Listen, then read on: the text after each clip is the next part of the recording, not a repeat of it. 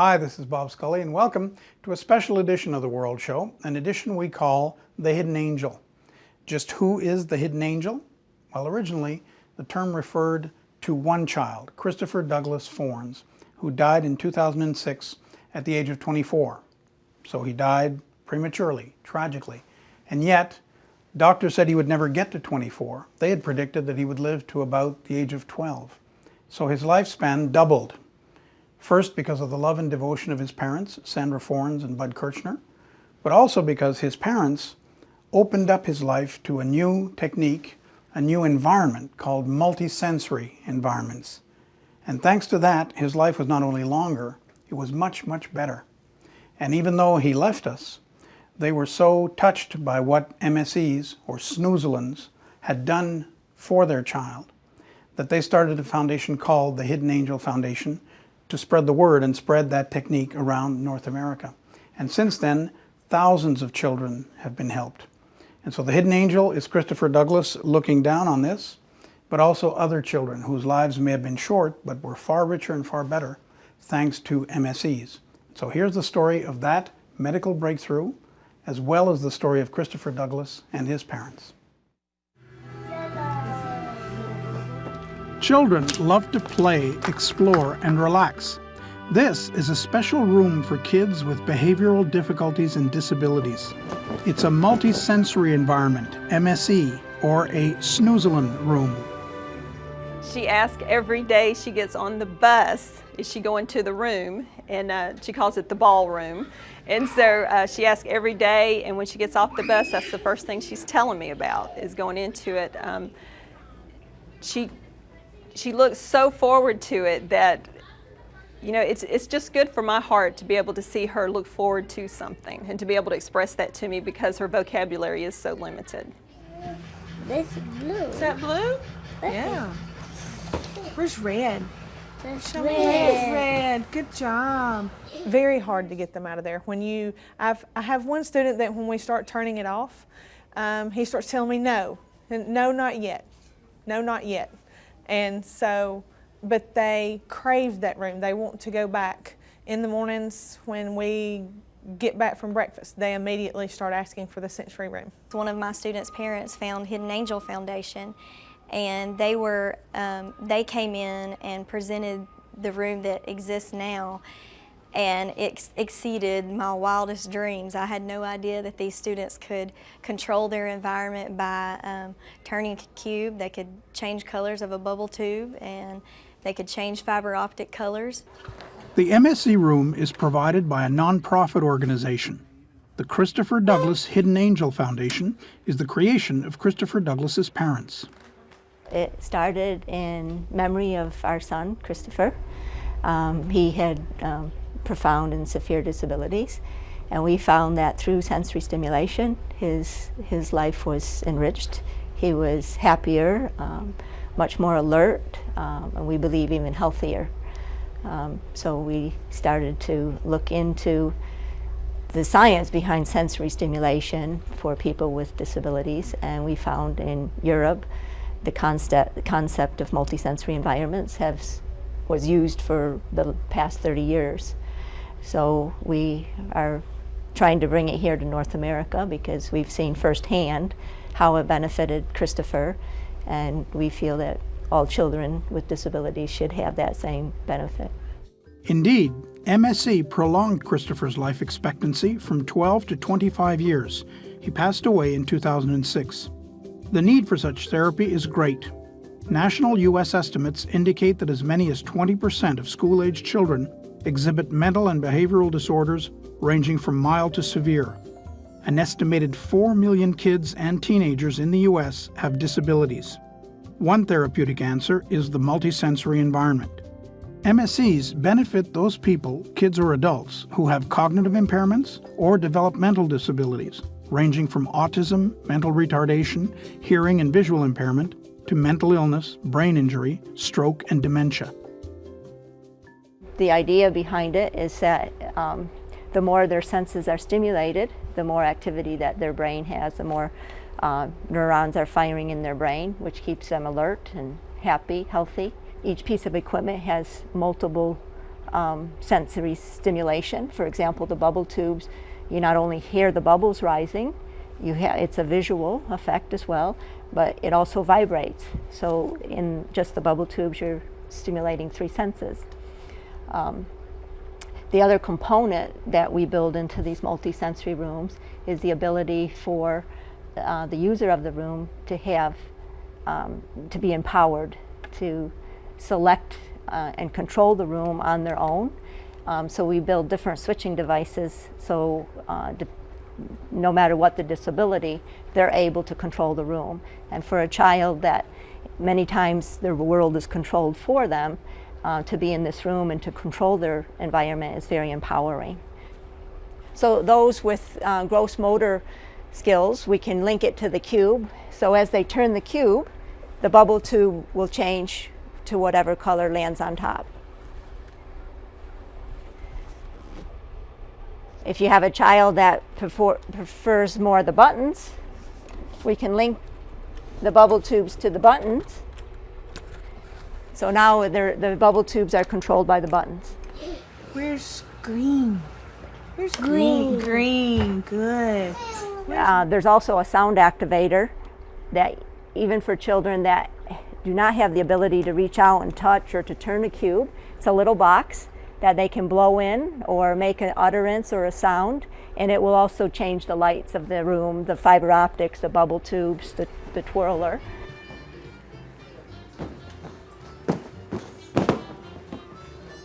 These are fiber optics, and of course they have a visual component. They're laying on this bed. Here we have a water bed and a vibroacoustic bed.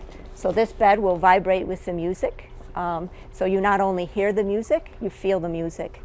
The fiber optics are a nice piece of equipment, not only for the visual, but kids, a lot of children with autism, they like to have weights or feel weight. And they'll lay on this bed here and lay these over their stomach or wrap them around their neck, and just the heaviness, the weight comforts them and relaxes them. Fiber optics are also linked to the buttons, so as we press the buttons, it'll change.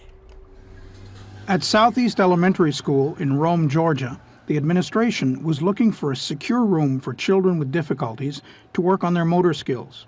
The school embraced this new approach. It's a regular program. Our school is very different from a lot of schools. We house the majority of the more involved students with disabilities. So we incorporate any student that has any sensory impairment, we incorporate this into their daily schedule or weekly schedule. Oftentimes we can't get every student that we have here into the room every day, but every child does get the opportunity to go in there at least twice a week. Properly trained teachers handle the different groups. They master the use of the equipment, create and control the right moods, and then assess the results. Each session lasts 1 hour. That room is fabulous, and I am very delighted, and the children are very delighted to be in there. I see children who have no affect on their face whatsoever in the classroom, around school, even when we go outside in the community.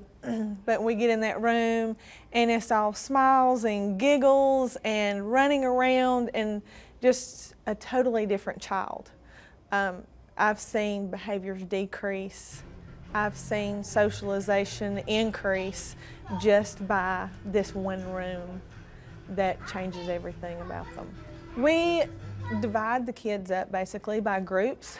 We call them 100-mile-an-hour children who are high-strung all the time.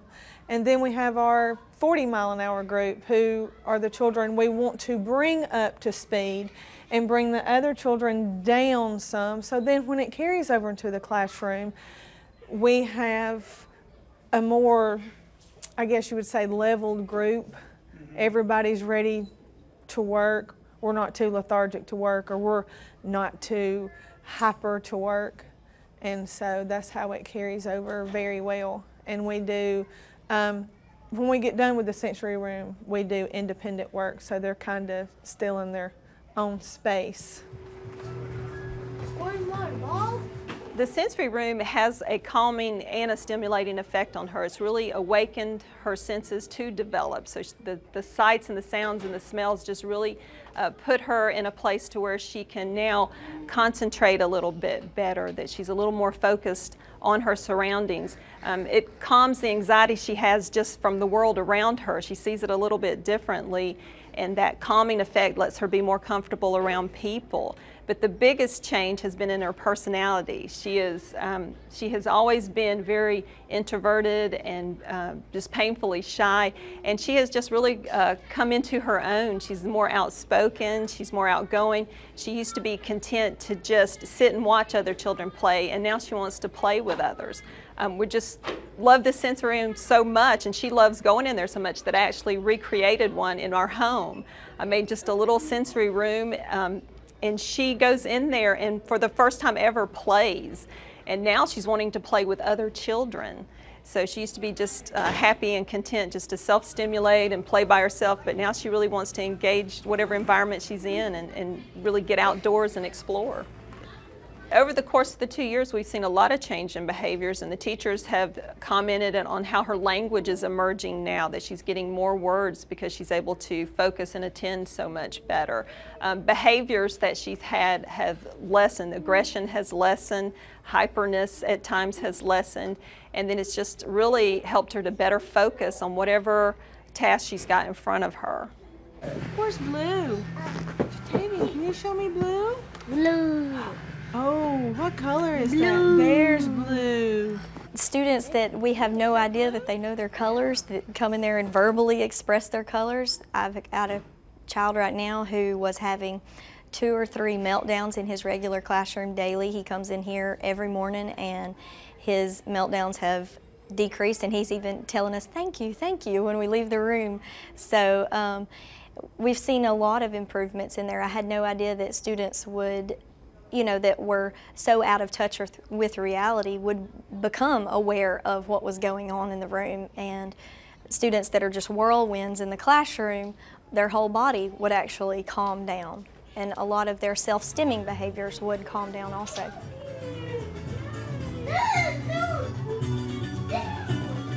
Things in the room are calibrated and adapted to each group. Music and light effects are chosen carefully. You slowly turn things on. If it's a group that is more hyperactive, you get things on very quickly, and then you slowly turn things off, in which that kind of helps their body slow down and their senses slow down. So we see a lot of attention in the classroom go up and increase. So that's why it's, you turn on the things one at a time. If they were to come in here with everything on at once, it would kind of overload their system, and I've seen, they would freak out. So you turn things on slowly so they can pay attention to each individual thing and not be overwhelmed by all of the things. And some students, if it's more of a group that's slow, we turn things on. We may not even get to everything. We may not turn everything on. And also students that have seizures, there's certain things that we don't turn on in here, like the twirler. And the group that's coming in now is going to be the severe profound group.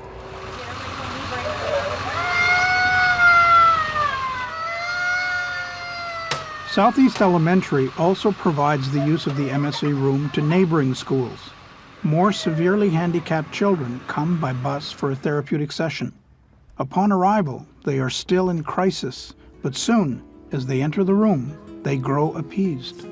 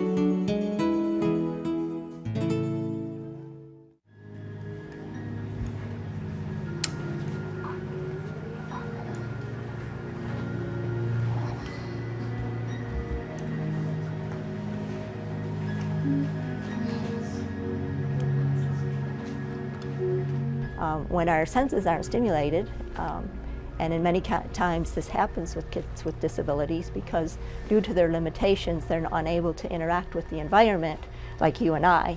We talk, we walk, we touch things on a constant basis to the point that we don't even realize how much sensory input we get. But for a child with limitations who is not getting that sensory input, there's a condition of failure to thrive.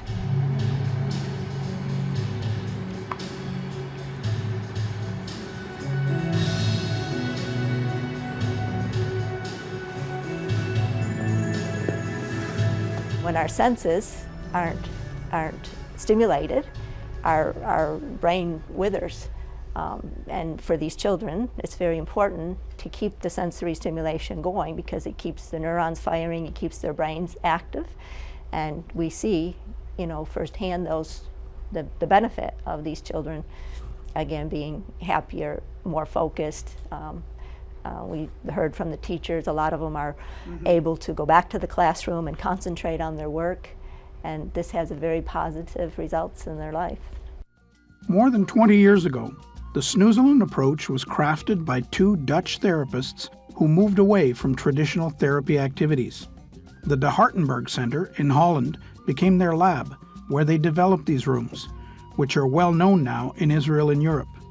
In North America, health practitioners are just beginning to discover the positive effects of MSEs. For the founders in the Netherlands, it's been quite a struggle for recognition and acceptance.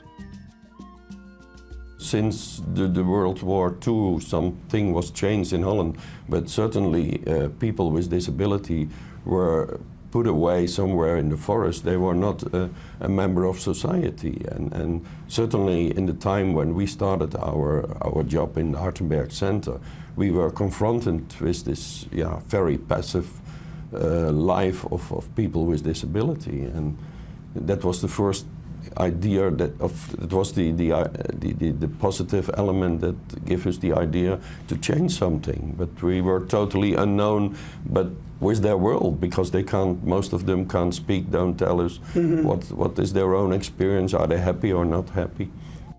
Hulseke and Verhoyle set up sensory rooms which included sandboxes to get tactile and messy, an area for paper collages to get nimble, to stir up the imagination and to help concentrate, fun-filled tubs with bubbly warm water, something for all the senses, and downtime areas with familiar and comforting objects. The therapists call this multisensory experience snoezelen, a contraction of the Dutch verbs snuffelen, to seek out or explore, and doezelen, to relax. I think it was not easy because there was a little battle between our ideas about new possibilities for severe, profoundly handicapped people and the main nursery staff, because they were so fixed on medical care, and there are coming two guys and making silly objects, put them above the beds like colorful mobiles. And I still remember a remark of a head nurse. She says, "We should clean up this silly thing." She don't say silly, but she means really silly, with a very dirty look to this element, because that doesn't belong to this hospital atmosphere. But the most remarkable was when the first said, when the snoezelen was there, and the conductors, the nurse and so on. I said, what must I do here? I said, take your place. Oh. And try to relax. Yes, and they are going. And after an hour, she came to me and said, when the parents see that I'm doing nothing here, I say, you work very hard. I work very hard? Yes, that's a new attitude. A new attitude? Okay. They brought pleasure and fun to their young patients. They had feasts, games, and music to bring out their emotions and give them sensations. Then they refined their approach, and with better means, the center enriched the rooms with adequate and more sophisticated artifacts. Distinguished patrons, such as the Queen of the Netherlands, began to take notice. Snoezelen rooms have since spread throughout the world. At that time, the parent was a big companion in our battle against what happens every day, because these parents saw so much reaction in a very subtle way by his own child and their parents.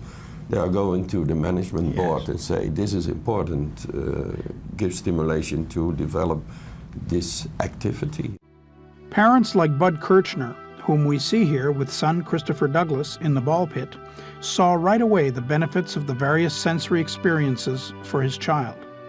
At around the age of 3, it became clear that Christopher was suffering from Sanfilippo syndrome, an inherited metabolic disease that renders the body unable to properly break down long chains of sugar molecules. Sanfilippo syndrome is seen in about 1 of 70,000 births. The child may have normal growth during the first few years, but final height is below average.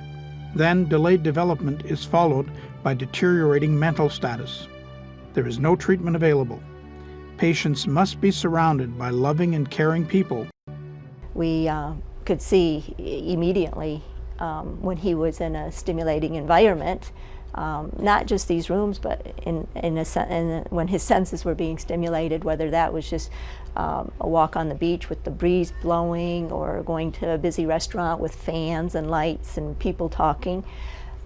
He was just much more alert, smiled more, laughed more, interacted to his capabilities much more.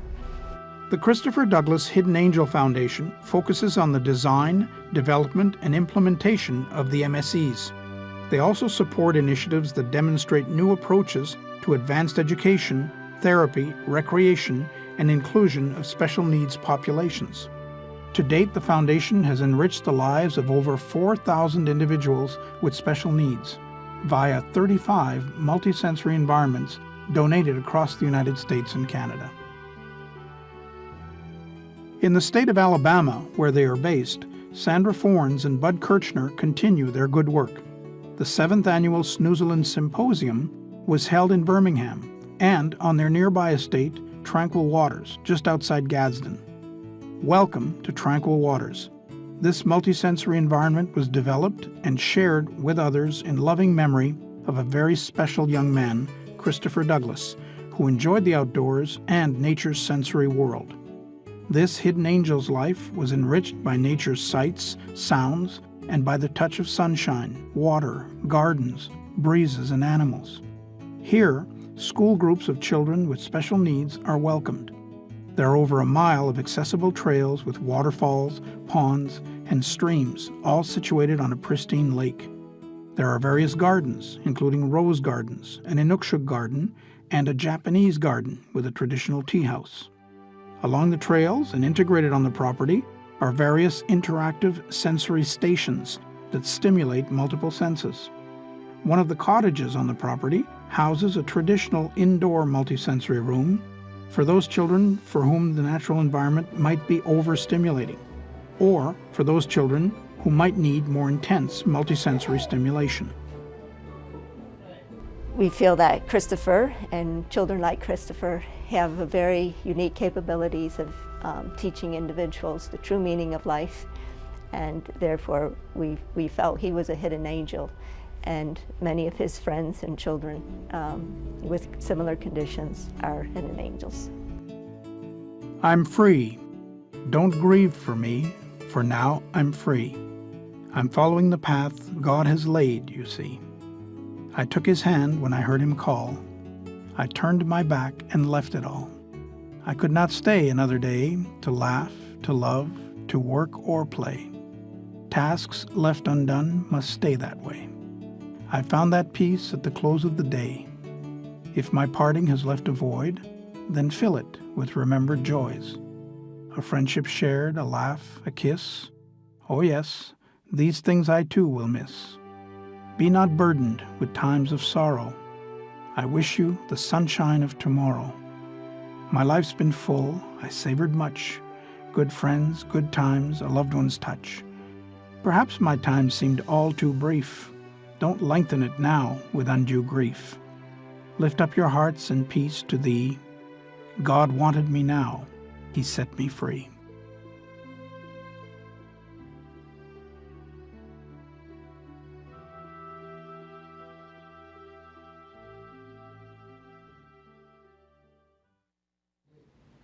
Christopher Douglas, the Hidden Angel, and the subject of our special edition this week. On screen right now, you are seeing the website for the Hidden Angel Foundation. And that's the World Show. I'm Bob Scully. Thanks.